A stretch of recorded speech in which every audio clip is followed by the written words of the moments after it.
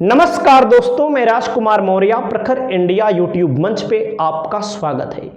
उत्तर प्रदेश की 10 विधानसभा सीटों पर उपचुनाव होना है जो अक्टूबर महीने में होगा।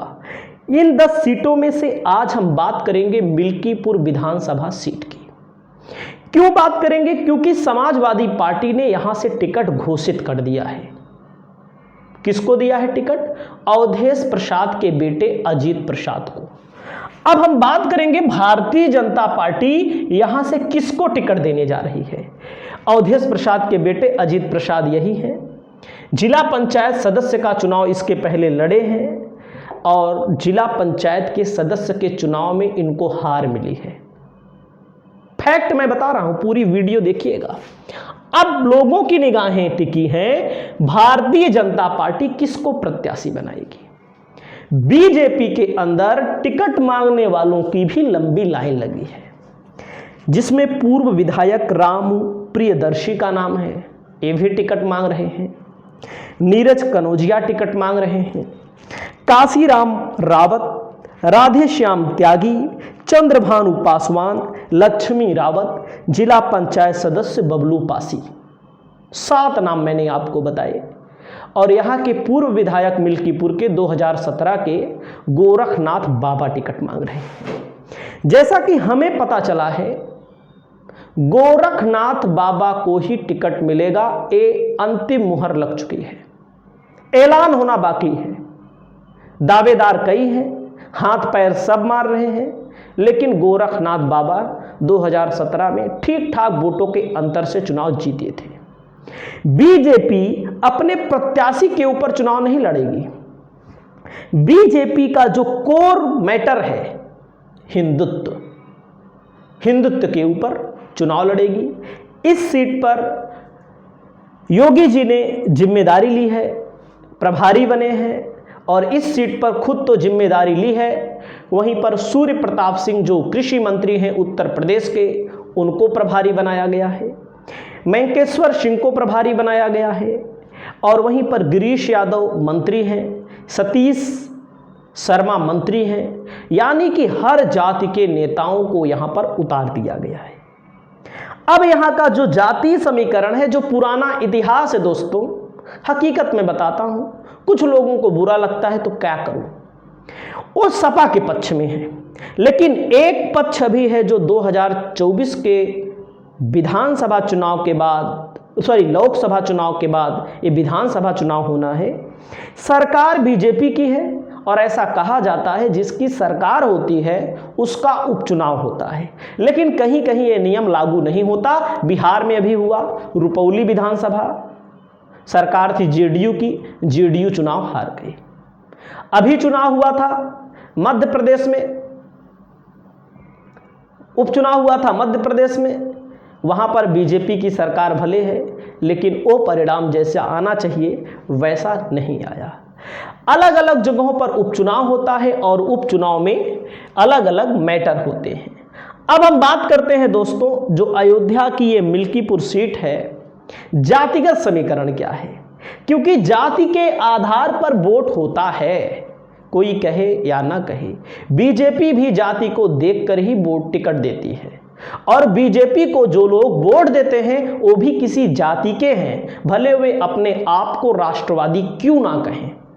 सपा को जो देते हैं वो भी किसी जाति के हैं। बिना जाति के आप होंगे नहीं और जाति के कारण ही आप बीजेपी को भी वोट देते होंगे, जाति के कारण आप सपा को भी वोट देते होंगे।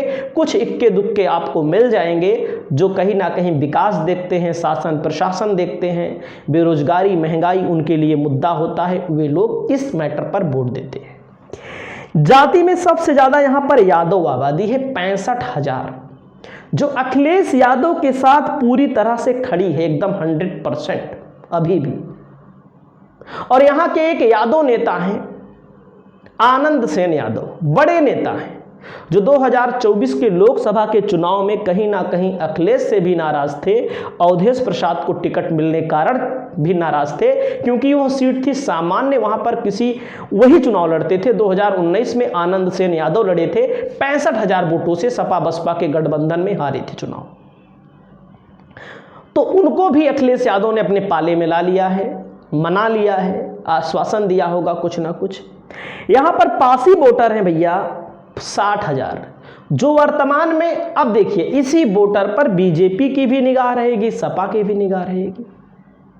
और पासी समाज के बड़े नेता हैं अवधेश प्रसाद, लेकिन एक वर्ग ऐसा होता है समाज के अंदर, चाहे जो पार्टी हो, सोचता है एक ही बाप सांसद बेटा विधायक, तो सोचते हैं किसी अन्य समाज के व्यक्ति को भी आगे बढ़ाएं। एक वर्ग होता है, सच्चाई है, वो किसी भी पार्टी का हो।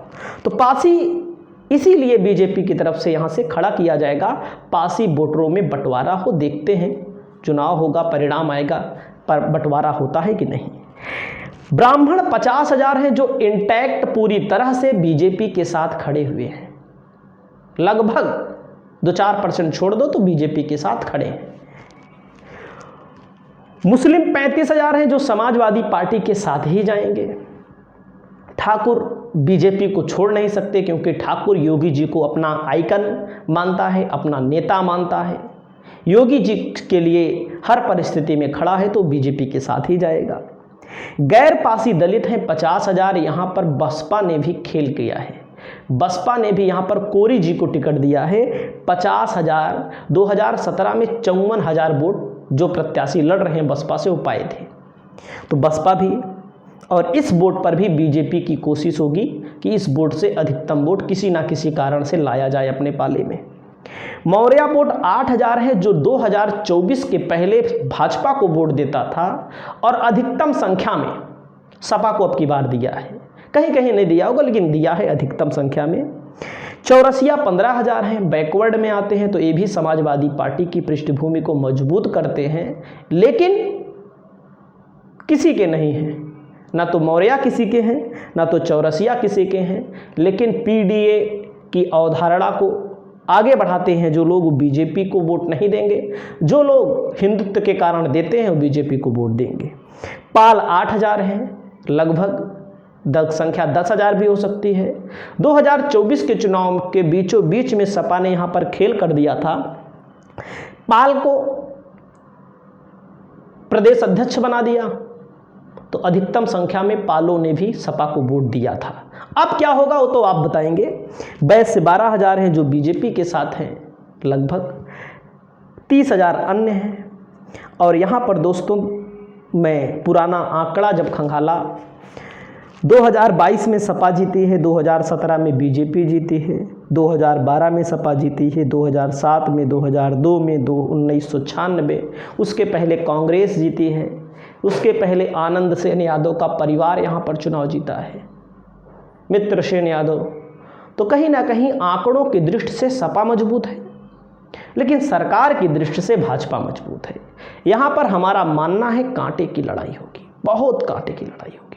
देखा जाएगा कौन जीतेगा, जो भी जीतेगा 2-4 हज़ार वोटों के अंतर से ही जीतेगा, ज़्यादा बहुत भारी अंतर होगा नहीं। और हमारा एक मानना हमेशा रहता है, जो लोग भाजपा को दिए थे वो भाजपा को देंगे, जो सपा को दिए थे वो सपा को देंगे, लेकिन कुछ लोग इधर से उधर होंगे। भाजपा वाले तो वहीं रहेंगे, सपा से कुछ लोग, कुछ का मतलब 1,000-2,000 वोट इधर से उधर होगा। उसका फ़ायदा बीजेपी को देखो मिलता है कि नहीं मिलता है, लेकिन जो भी परिणाम होगा मैं आपको बताऊँगा। आपकी जो राय हो आप अपनी राय बताइए। नमस्कार।